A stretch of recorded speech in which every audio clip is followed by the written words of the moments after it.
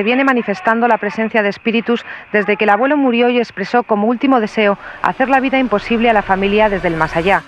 Hola bolis crayolis, mis amores de melocotón, yo soy Eli Montserrat y para mí es todo un gusto que me estés acompañando una vez más a tu podcast de confianza. La curiosidad humana ha sido un elemento concomitante. El ser humano ha sentido una gran fascinación por los fenómenos paranormales y sucesos inexplicables. En esta ocasión te voy a contar un caso de poltergeist, ouija, posesiones y más. Así que sin más dilación, acompáñame a conocer el caso Vallecas. La película de Verónica fue un film que se encargó de darnos la piel a todos, ya que cuenta la historia de una niña que después de jugar la ouija empezó a presentar sucesos paranormales.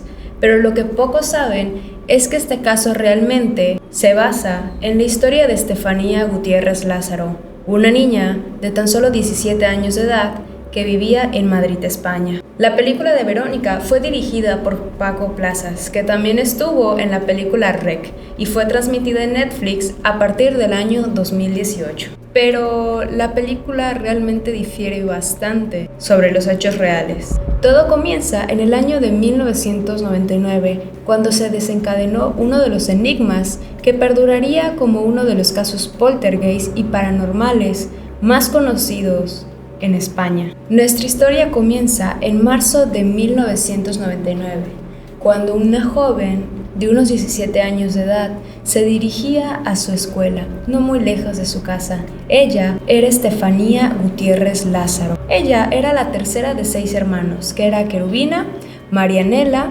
Ricardo, Maximiliano y José Luis. Ella era hijo del matrimonio de Concepción Lázaro de la Iglesia y Maximiliano Gutiérrez Palomares. Estefanía estudiaba en un colegio público, en el Colegio Aragón de Vallecas, y no se situaba muy lejos de su casa, ya que ésta se encontraba a unos escasos minutos. Conforme Estefanía iba creciendo, en ella surgía una pequeña duda y curiosidad por los fenómenos paranormales, y también se empezó a meter un poco en estos temas del oculto. Esto llevó a que Estefanía jugara esporádicamente el tablero ouija. Para este momento, Estefanía era una niña como cualquier otra.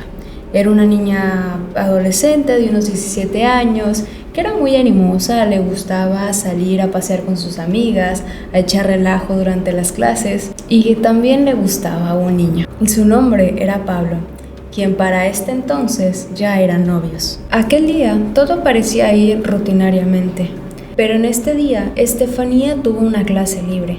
En este módulo el maestro había faltado, por lo cual les decidieron dar un breve descanso. Aprovechando el espacio libre, una de sus compañeras le propone la idea de irse a la biblioteca que se encontraba en desuso. En ese momento, Estefanía, Marianela, que era su hermana, junto con otra compañera, comienzan a acercarse a la biblioteca. Al llegar al aula, una de sus compañeras empieza a sacar una ouija de su mochila. Marianela, al percatarse inmediatamente del tablero, decide negarse rotundamente para participar en esta sesión y prefiere salir del salón y quedarse esperando en la puerta. La ouija, si bien para muchos de nosotros podría llegar a tratarse de un juego infantil, hay quienes creen que el contacto con el más allá podría tener consecuencias negativas. Para iniciar la sesión, fueron colocando velas y las 3 amigas se sentaron alrededor de la tabla ouija. Ellas habían llevado un vasito de cristal bastante pequeño, ya que les iba a servir como puntero. Al poner el vaso sobre el tablero, cada una de ellas empezó a apoyar su dedo y empezaron a moverlo y esperar que pudieran llegar a contactar con algo. De pronto, una de ellas empieza a preguntar. De manera extraoficial se dice que ellas se habían reunido para jugar la ouija para poder llegar a contactar con el novio fallecida de una de las amigas, ya que había fallecido recientemente en un accidente de motocicleta. La sesión continuó normalmente.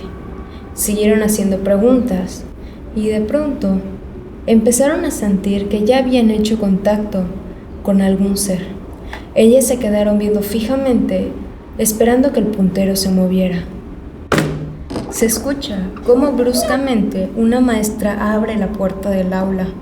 Rápidamente se acercó a encender la luz y al darse cuenta de que estaban jugando el tablero, en un intento desenfrenado por detenerlas, agarra el tablero y lo rompe en dos. En ese pequeño instante, el vaso estalló en 1000 pedazos y un humo blanco que emergió de él se introdujo a través de las fosas nasales de Estefanía.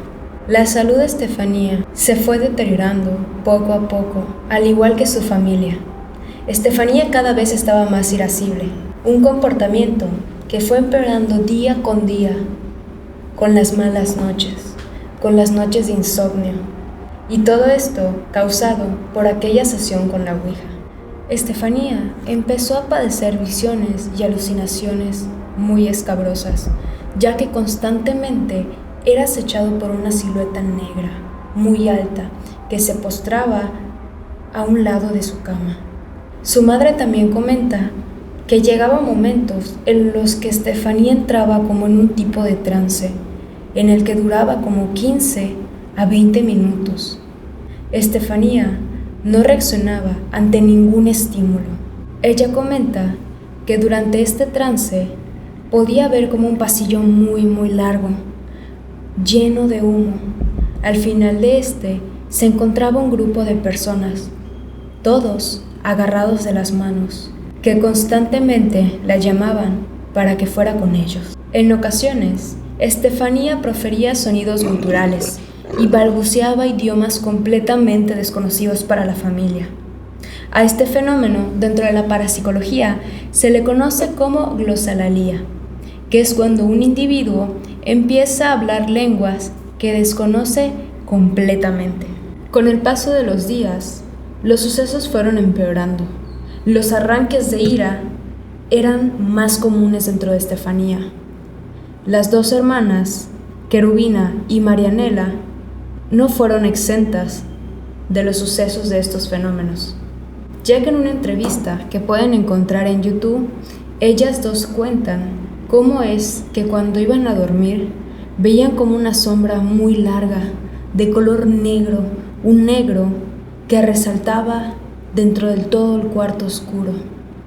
Entraba a su habitación y poco a poco se iba encorvando, hasta tumbarse completamente en el piso y meterse debajo de sus camas. Por el miedo que esto les generaba, decidieron llamar rápidamente a su madre, quien al entrar a la habitación y explicarle lo sucedido, la mamá optó por tocar el piso para darse cuenta que estaba completamente helado, una temperatura extremadamente baja. Marianela en una ocasión vio cómo su hermana dormía y ésta de la nada empezó a levitar y se cayó de golpe de la cama. Al acercarse para ver si su hermana se encontraba bien, al mirar su rostro, dice que no era el rostro de la hermana, y se sabe que en casos de posesión, el rostro de las personas empieza a desfigurarse ante la presencia de un ser maligno. En una ocasión, Estefanía iba a planchar una camisa, ya que le iba a servir para más tarde. En eso, ella vio cómo la plancha se encendió, sin estar conectada a la corriente. Al dirigir su mirada hacia la puerta del baño, se percató de que había un ser completamente oscuro que se encontraba de cuclillas sobre el lavabo. Estefanía pidió un grito de socorro. Inmediatamente, su mamá Concepción fue a ver qué estaba pasando y comprobar que efectivamente la plancha estaba encendida, pero sin estar enchufada a la corriente. Al tocar la plancha, se percató de que ésta estaba fría. Ante sus ojos, vieron cómo de manera brusca la puerta del baño se cerró. Cuando el padre Maximiliano entró a la habitación, inmediatamente quiso patear la puerta para que ésta se pudiera abrir, ya que estuvieron durante unos cuantos segundos forcejeando y la puerta no cedía. Y cuando el papá ya se había hartado, vieron cómo la puerta se empezó a abrir lentamente y ya no había nada dentro del baño. Los padres de Estefanía, preocupados por la salud de su hija, decidieron llevarla a diferentes especialistas y a 4 centros médicos diferentes de España para poder encontrar una solución a su problema. No obstante, nadie supo darles un diagnóstico concreto de qué es lo que le pasaba a Estefanía. Se especuló de que Estefanía podía llegar a padecer epilepsia y con esto se le recetó Tegretol, un medicamento indicado para este tipo de alteraciones. Aunque sus síntomas no se parecieran a los de una persona epiléptica, ya que su mamá también padecía de esto, pero en ningún momento llegaba a escuchar voces o ver sombras. Dentro de todos los fenómenos que atormentaban a la familia Lázaro, hubo uno de ellos que fue una petición bastante extravagante por parte de Estefanía, ya que ella le pidió a su madre que si en algún momento llegara a fallecer, que no le avisaran a su padre de su inminente deceso, y que dentro de su féretro pusieron una fotografía de ella junto a su padre.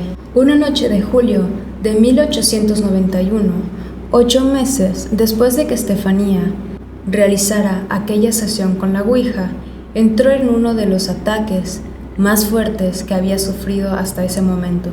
Durante este trance, ella se abalanzó sobre su hermana, quien por suerte logró esquivarla.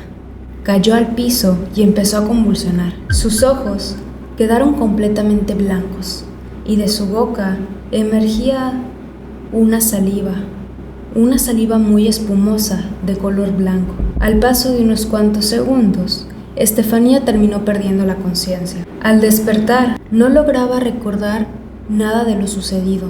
En una entrevista realizada a su hermano Maximiliano para el programa Dimensión Límite del año 2012, él comentaba que su hermana, la mañana antes de su deceso, dio un presagio bastante escabroso para todos los miembros de la familia, ya que ella decía que iba a fallecer mucho antes que sus padres. La misma tarde del ataque de Estefanía, ella tenía un plan con su novio Pablo para dar un recorrido en un parque cercano. Estefanía volvió a las 11 a su casa. Todo parecía marchar como de costumbre. Al terminar de cenar, que se sentía un poco mal, así que optó por acostarse. Esa pequeña calma precedería a la gran tragedia. La noche del 13 de julio, Estefanía nuevamente volvió a presentar un ataque muy similar al de la mañana del día anterior. La madre comenta que en esta ocasión empezó a sentirse raro porque sabía que algo estaba mal. Sabía que las cosas no estaban bien. El ambiente lo sentía muy diferente.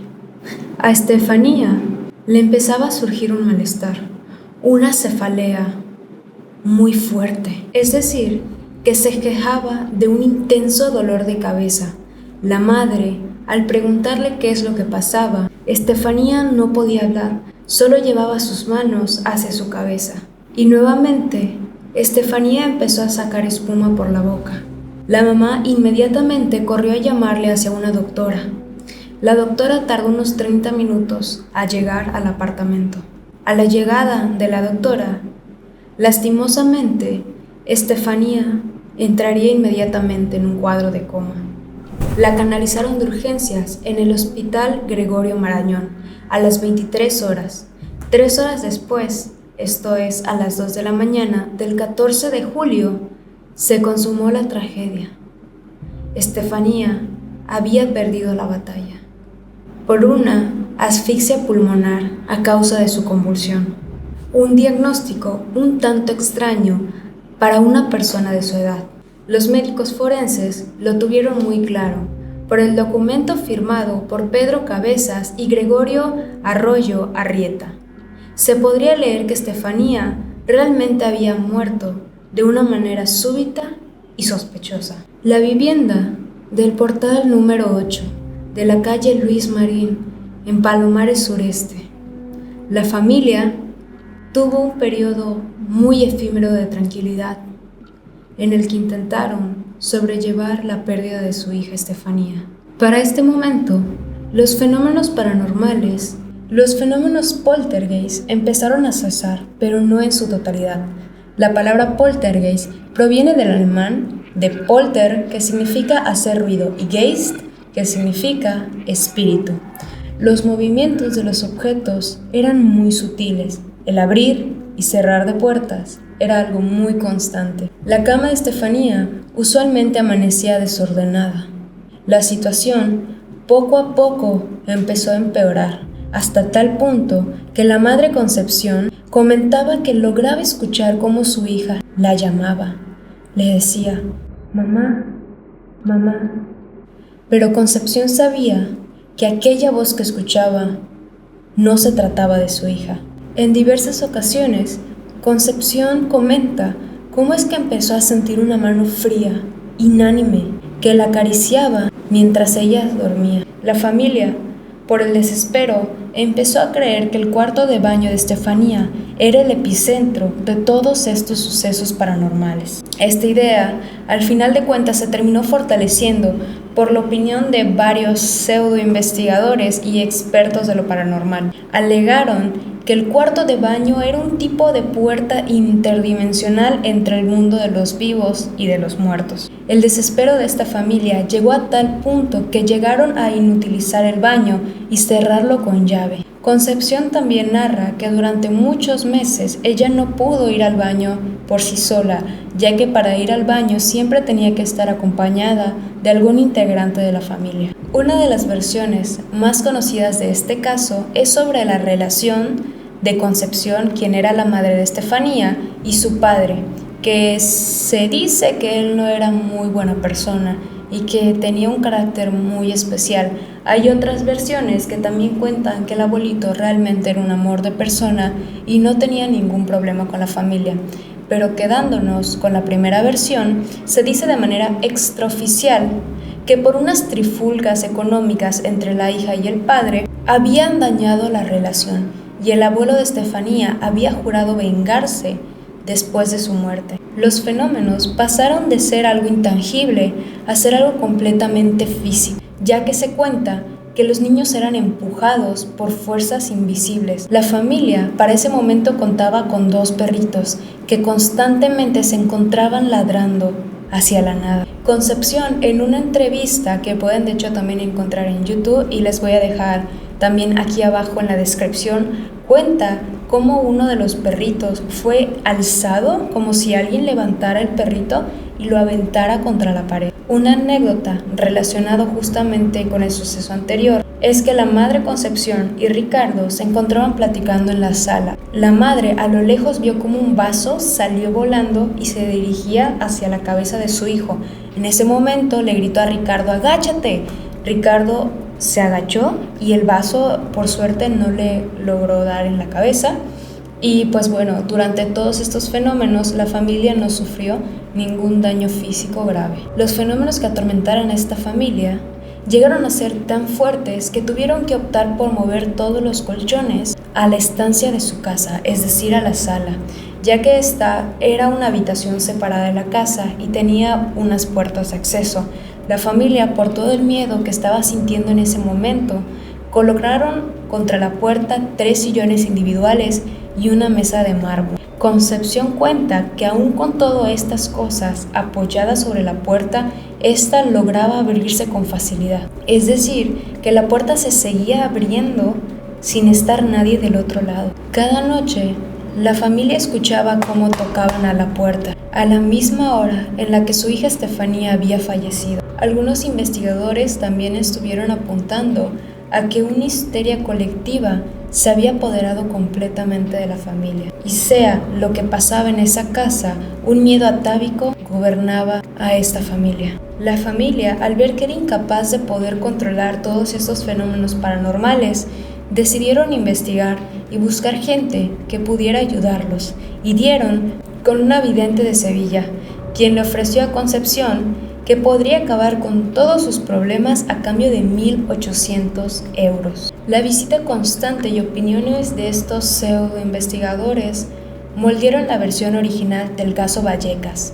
Hasta la familia llegó a creer durante mucho tiempo que esa entidad maligna que los acosaba y los seguía noche tras noche era un demonio que se llamaba Crápula. Y finalmente esta entidad diabólica se terminó transformando en el abuelito de Estefanía. Sin embargo, uno de los investigadores que le causó muchísimo daño a la familia Lázaro Gutiérrez en ese entonces fue el famoso investigador Tristan Baker, que él ganó su fama a principios de los años 90, tirando cartas y realizando varias apariciones en programas de comedia, como Humor al Ataque de Antena 3 y Forca Barca en TV3, presentados por el famoso periodista Alfonso Arús. En este programa se dedicaban a hacer fraudes, ya que ellos decían que hacían armas, fabricaban armas para lograr capturar entidades y fantasmas. Pero también el Tristan Baker se describía a sí mismo como un investigador de lo paranormal,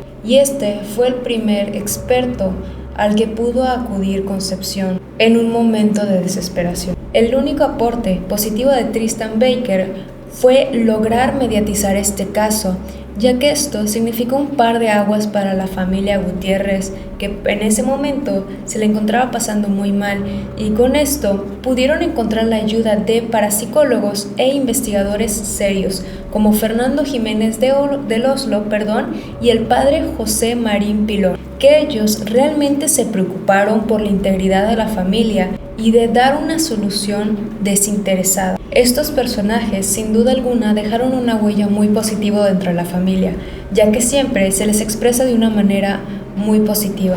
Regresando nuevamente con este parapsicólogo Tristan Baker, él junto con su equipo Unidad Cero fueron a casa de la familia Lázaro Gutiérrez para realizar una investigación que fue emitida por parte del telediario de Antena 3. Esto que se llevó a cabo el 14 de octubre de 1992. El reportaje, a cargo de la periodista Chus Morán, muestra varios planos de la casa, y el que más destaca dentro de todos estos videos es el estado en el cual se encontraba el baño de Estefanía, ya que en este se podía llegar a encontrar las pertenencias, así como también una cama y otras cosas que se encontraban amarradas con un hilo para que no se cayeran. Durante toda esta investigación se fueron relatando todos los sucesos paranormales que día con día acompañaban a la familia.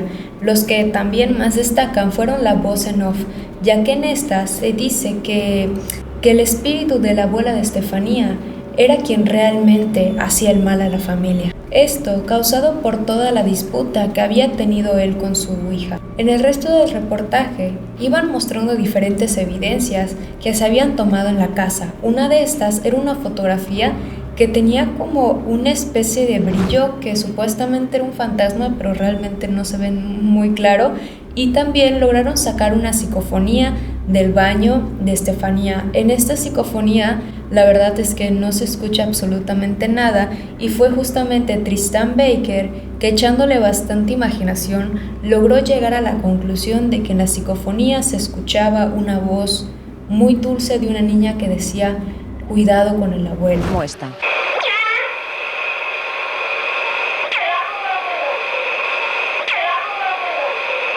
Tristan Baker automáticamente dijo que esta voz le pertenecía a Estefanía. Tristan Baker aseguró que dentro de la casa habitaban dos entidades, una entidad buena, una entidad bondadosa, que era perteneciente a Stephanie, y otra que era bastante negativa y pesada, que le pertenecía al abuelo. Opino que hay dos energías, una de la chica, que al fin y al cabo pues la veo buena, pacífica, y otra energía pues que supuestamente podría ser del abuelo, que la veo bastante negativa, bastante insultante y bastante amenazadora. En una parte de la investigación, Tristan Baker va acompañado de una medium, de una vidente que se llamaba Lola, los cuales empezaron a realizar una sesión en el baño de Estefanía. La vidente se sentó en la taza del baño y empezó a llamar y hacer que el abuelo entrara dentro de su cuerpo como una especie de posesión permitida, mientras el investigador Tristan Baker la tomó de la cabeza y le empezó a gritar: ¡salte, salte, salte! Y Lola solamente reaccionaba de una manera muy burlona, riéndose y haciendo caras muy raras. ¡Vuelve! ¡Vuelve! ¡Vuelve! La historia de Tristan Baker no duraría mucho tiempo, ya que en una emisión del programa Esta noche cruzamos el Mississippi, se sentaron parte de la familia Gutiérrez Lázaro, que era Maximiliano, Máximo, el papá, Querubina, Marianela y la mamá Concepción, y ellos empezaron a hablar de todos los fraudes que había hecho Tristan Baker en su casa, falsificando muchas de las evidencias, así como también llegó a manipularlos, y la mamá Concepción llegó a pagar hasta sus viajes en taxi para que fuera a su casa, así como también este señor intentó manipularlos para que le pudieran rentar un auto para llevar todo su equipo. Mientras Tristan Baker se defendía diciendo que él se había encargado de limpiar la casa, de deshacerte de todas esas energías negativas, la mamá le rebatía la palabra y le decía que no es cierto, que realmente las cosas seguían igual. Concepción también ha afirmado en varias entrevistas que los mismos investigadores que fueron a su casa, también como parte del equipo, también fueron testigos de todos los sucesos paranormales que llegaban a pasar en esa casa. En una ocasión cuenta que ellos mismos vieron como un objeto salió disparado hacia la pared. En noviembre de 1992 se repetiría nuevamente el suceso que vivió Marianela y su hermana Querubina, ya que vieron esta sombra negra volver a entrar a su habitación mientras se encorvaba y se arrastraba por el piso, al mismo tiempo que sus juguetes y objetos de la habitación salían volando. Cuando por fin pudieron encender la luz, se dieron cuenta que la lámpara se estaba moviendo. Los padres, al entrar a la habitación, se percataron de todo el desastre que había, de todos los juguetes tirados, y vieron cómo salió una sombra que se dirigió hacia el pasillo. La familia, al ver lo sucedido, se dirigió hacia la puerta de entrada de la casa. Estando en la puerta, vieron cómo una pelota llegó botando hacia sus pies. El papá, Maximiliano, se molestó muchísimo y aventó la pelota hacia una pared. Y para su sorpresa es que antes que llegara a tocar o chocar con algún objeto, la pelota regresó botando nuevamente hacia ellos.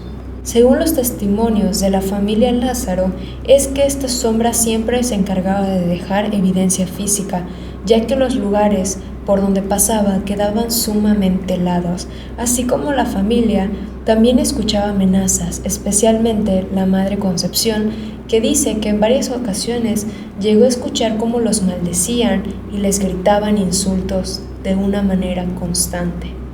En una ocasión, un novio de una de las niñas se había quedado a dormir en la casa y él asegura que algo lo despertó, un peso sobre sus pies. Él, al dirigir la mirada hacia la parte de la cama, se dio cuenta de que había como una especie de sombra negra muy alta que alcanzaba casi los 2 metros de altura. La presencia no solamente se trataba de siluetas, de sombras, sino que también Maximiliano, el hijo, asegura haber visto como monjes, personas con capuchas, merodear por la casa. La mamá de la familia, Concepción, quiso estudiar esto de una manera más empírica, aquellas anomalías que sucedían con frecuencia. En una ocasión, dejó esparcida harina por uno de los pasillos de la casa. Al día siguiente, se percató de que habían unas huellas de zapato de hombre. En otra ocasión, la familia iba a salir de la casa durante varios días y la mamá se encargó de dejar cordeles atados en las puertas. Cuando llegó, se dio cuenta que todos los cordeles estaban rotos, como si alguien hubiera estado y abriendo las puertas. Y por supuesto, las psicofonías fueron parte fundamental del caso, ya que la familia, en busca de ayuda, varias personas recurrieron a poner grabadoras de voz en diferentes puntos de la casa y nuevamente se escuchaba como una voz masculina maldecía a toda la familia. Sin embargo, el día más importante para este caso fue el 19 de noviembre de 1992, ya que los fenómenos habían alcanzado su punto máximo. La familia no aguantaba ni un día más dentro de esa casa, y si los supuestos investigadores paranormales no pudieron resolver la situación, ellos tampoco lo iban a hacer. La noche del 27 de noviembre de 1992 fue la fecha límite para la familia, ya que ellos llamaron desesperadamente a la Policía Nacional asignada a esa zona. Máximo Gutiérrez Palomares, quien es el padre de Estefanía, pese a todos los fenómenos que ocurrieron, se vieron obligados a recurrir a la policía. El padre de la familia relataba todos los hechos sucedidos en esta casa. Del otro lado de la línea, el oficial que estaba a cargo de la llamada se mostró incrédulo ante este suceso, así que le pidió que le pasara el teléfono a su esposa, Concepción, para descartar que el padre se encontrara bajo los efectos de alguna sustancia nociva para su salud. La madre Concepción, para la sorpresa del oficial, relataba con más angustia todos los hechos que ocurrían en el departamento. Nuevamente, el oficial les pidió que por favor le pasaran el teléfono a los más chicos del hogar, quien eran los hijos de Concepción. Ante la respuesta de los más chicos del hogar y ver que todos los relatos coincidían, es cuando la policía decide tomar cartas en el asunto. De la calle Luis Marín de Vallecas, en el portal número 8, se encontraba la familia afuera del edificio, en esa fría noche de noviembre, donde parecían estar más seguros que en el inmueble. Tras su llamado, acudió el inspector Negri, quien tendrá mucha relevancia en este caso, y 5 oficiales más. Los agentes estaban muy intrigados por este caso, ya que no era la primera vez que sucedía. Anteriormente, la familia también había contactado con las autoridades, ya que el novio de una de las hijas había empezado a presentar convulsiones, así como también empezó a sacar esta especie de espuma blanquecina de su boca. Al llegar los oficiales, que fueron 2 de ellos, esposaron al muchacho esperando que éste se calmara. También se supo de una posible amenaza hacia el sujeto que estaba sufriendo las convulsiones, ya que el oficial dijo que si la persona se llegaba a poner todavía más violenta, iban a tener que utilizar su arma. Al concluir la revisión y las entrevistas a la familia, el inspector Negri llamó un tanto alterado al jefe del departamento del 911 de Vallecas para contarle que lo que la familia había manifestado era realmente cierto. El atestado recogió el testimonio del inspector Negri durante la llamada que se realizó a la comisaría, en donde Negri resumía todos los sucesos que sufría la familia desde el fallecimiento de su hija, Estefanía, así como también la presencia del fenómeno poltergeist y sus manifestaciones, la visita de presuntos parapsicólogos como Tristan Baker, así como también la presencia del supuesto demonio Crápula que atormentaba a la familia y con el que supuestamente Estefanía mantenía conversaciones. Ya hemos visto que esta idea fue creada por uno de los tantos parapsicólogos y cazadores del fenómeno paranormal que fueron a visitar a la familia.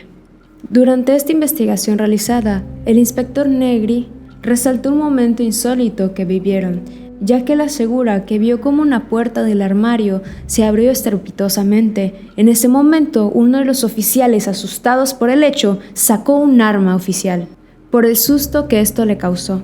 Al igual que la familia, aseguraba que todos los sucesos se presentaban cuando la casa estaba completamente oscura, por lo cual la inspección se realizó a oscuras, aunque gracias a una pequeña luz proveniente de las farolas de la calle, la casa se podía iluminar y se podía ver. Para este momento, la familia estaba acompañada de 2 oficiales y el resto entró a hacer la revisión del hogar.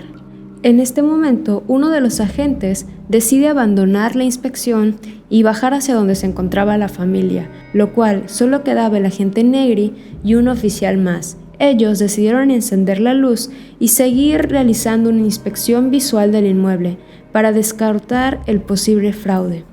Esto lo analizaron muy a fondo y concluyeron de que no existía ningún mecanismo que se encargara de abrir y cerrar las puertas, ya que las puertas, cuando ellos las cerraban, se mantenían así. Mientras los agentes revisaban el resto de las habitaciones del hogar, escucharon un estruendo proveniente de una pequeña terraza que tenía la familia, como si alguien les hubiera lanzado una piedra o como un sonido bastante metálico.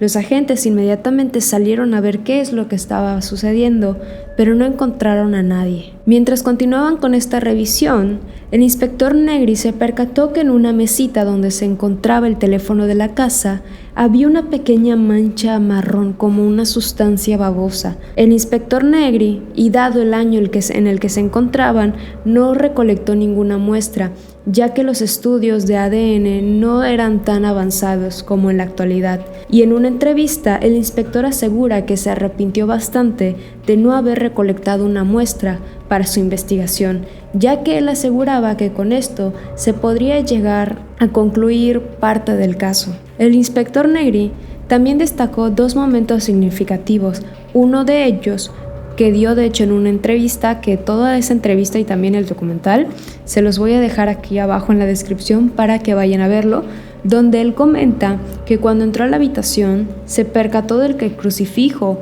giró y se cayó el Cristo que estaba colgado en la cruz en una posición bastante incómoda porque el Cristo cayó de manera invertida.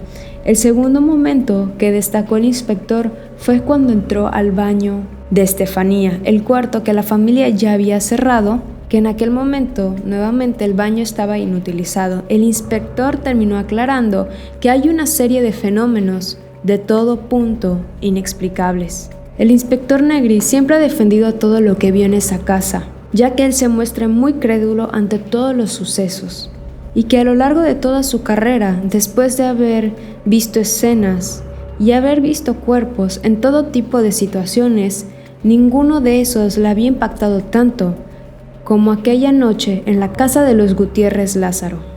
Este caso fue muy importante, ya que fue el primero en su tipo en España, ya que contaba con un reporte policial y diferentes testigos de la Policía Nacional. Después de la intervención policial, los fenómenos continuaron. Uno de los momentos más importantes de este caso es el que pasa el 1 de noviembre, que es la víspera de Todos los Santos.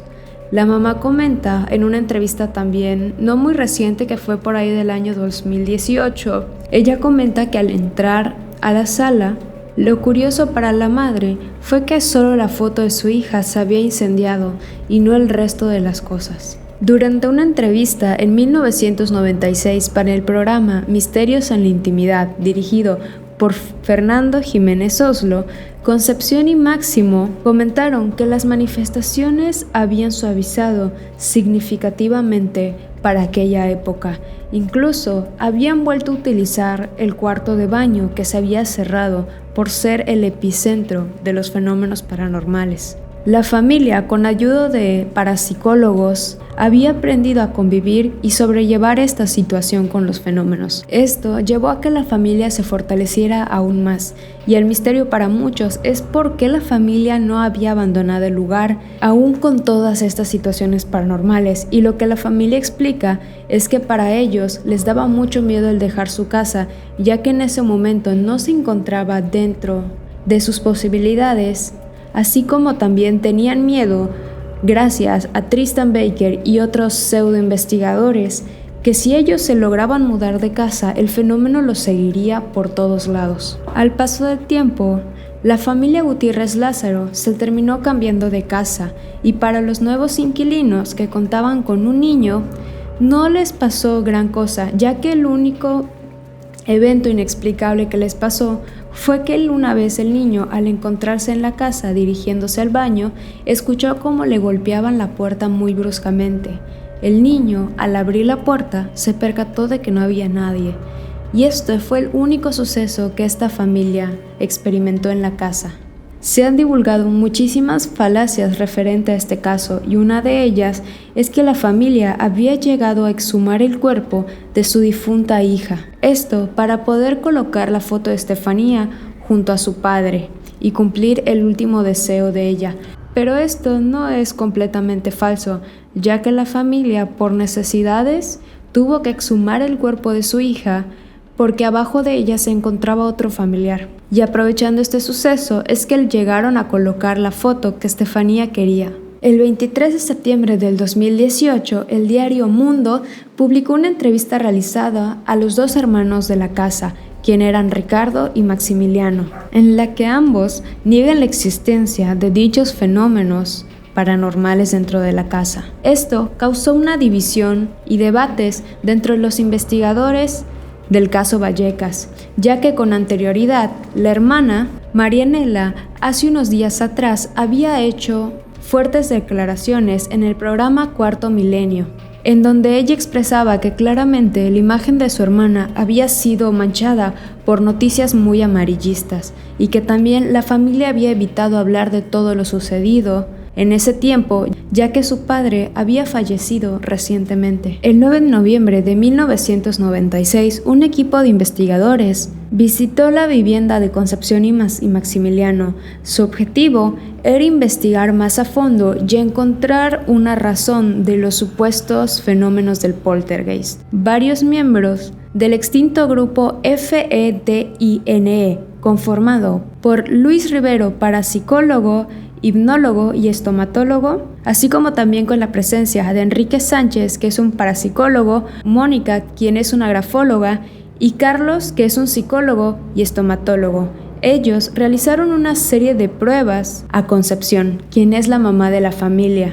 Estas pruebas generaron muchísimas controversias, ya que solo se le realizó a un integrante de la familia. Las conclusiones a las que llegaron estos profesionales no fueron nada positivas para Concepción, ya que la dejaban muy mal parada en este caso. Las conclusiones de este test llegaron a que Concepción era una persona inmadura, neurótica, agresiva y desequilibrada emocionalmente, así como también ya se sabía que ella también presentaba epilepsia. Y todo esto derivado por una situación de estrés constante y ansiedad después de la supuesta posesión de su hija Estefanía. Aunado a esto, en una entrevista, los hermanos también dijeron que fueron obligados por la madre a realizar todos estos supuestos poltergeist ante la presencia de la policía. Ellos comentan que fueron responsables de abrir la puerta del armario y que realmente esto no se trataba de ningún fantasma, sino un efecto creado por ellos. Pero como dije nuevamente, el oficial a cargo, quien fue el inspector Negri, asegura que realmente no había ningún mecanismo que pudiera haber hecho esto, ya que habían 2 oficiales que estaban acompañando a toda la familia durante esta inspección. Los hermanos también aseguraron que ellos mismos habían lanzado una piedra al pequeño balcón de la casa y que antes de que el inspector Negri entrara a revisar, ellos salieron del inmueble. Lo cual esto es completamente falso porque nuevamente la familia se encontraba custodiada por 2 oficiales. Los hermanos también desmintieron sobre la presencia de 3 rasguños que aparecieron ante la mirada de los inspectores, ya que ellos comentan que estos supuestos rasguños realmente era un desgaste natural del papel tapiz, al igual que la supuesta mancha de color marrón que se encontraba sobre la mesa del teléfono. Ellos aseguran que esta mancha se trataba de la papilla de su pequeño hermano José Luis, ya que él para este tiempo solo contaba con 1 año de edad. Los hermanos también llegaron a decir que el padre era totalmente escéptico y se vio muy influenciado por todas las cosas que contaba su mamá. Al igual de que Estefanía sí sufría de convulsiones, ya que ella padecía de epilepsia, pero con un medicamento que le daban lograban controlar su enfermedad. Si bien el caso de Estefanía Gutiérrez Lázaro ha sido muy contaminado por noticias amarillistas, por supuestos investigadores y parapsicólogos del fenómeno paranormal, en el programa de 1996 de Misterios en la Intimidad, junto con el periodista Lorenzo Fernández, se les realizó una investigación, también como un documental, a toda la familia. En esta, la madre de la familia Concepción, el padre Máximo y 2 de los hijos menores comentan todo lo sucedido durante la casa situado en Vallecas. Una de las anécdotas que más destaca es que Concepción le advirtió a los camarógrafos y al reportero Lorenzo Fernández que no intentaran grabar el baño, ya que no los iban a dejar, y efectivamente ellos fueron testigos de cómo es que las cámaras se descargaron al momento de intentar grabar el baño, y esto no solo pasó con una, sino que pasó con varias. La familia también reiteró de que aprendieron a vivir con este fenómeno y decidieron activar nuevamente el baño que tenían cerrado en un inicio. La familia también comenta que al cambiarse de casa ninguno de estos fenómenos les volvió a suceder. A los hijos tampoco se les volvió a presentar o aparecer alguna de estas siluetas que los acosaba en su niñez. Si bien toda la sugestión de parte de la madre también generó un miedo en la familia, no demerita todos los hechos que se presentaron y que vivieron personas ajenas a la familia. Si bien este caso puede dejar muchas incógnitas, así como también bastantes inconsistencias, no quita el hecho de que la historia sea verdad. Si bien el caso Vallecas es uno de los más reconocidos y también asegurados por la Policía Nacional, es importante que también ustedes saquen sus propias conclusiones del caso. ¿Qué piensan? ¿Que realmente se trató de una mentira? ¿O sí fue verdad, pero con mucha contaminación alrededor de su historia? Mi nombre es Eli Montserrat y espero de todo corazón que este contenido haya sido de tu agrado. Por favor, no olvides dejarme aquí abajito en los comentarios qué te ha parecido este capítulo, así como también te agradecería muchísimo que pudieras darme un like, comentar, suscribirte y compartirle este contenido a quien creas que puede llegar a ser de su interés. Sin más, espero que pases un lindísimo fin de semana, te deseo lo mejor para la semana que viene y nos vemos hasta el próximo capítulo. No olvides tapar muy bien tus patitas en la noche para que no te las vaya a jolar. Sin más, adiós mi corazón de metol. Sin más, adiós mi corazón de melocotón. Te mando muchos besitos y nos vemos hasta el próximo sábado a las 8 de la noche. Chao, chao. Ya llevo aquí 3 horas. Y exprimir todo lo que se pueda. Hasta la última gota. Hasta la última gota de tepache. ¡Ah!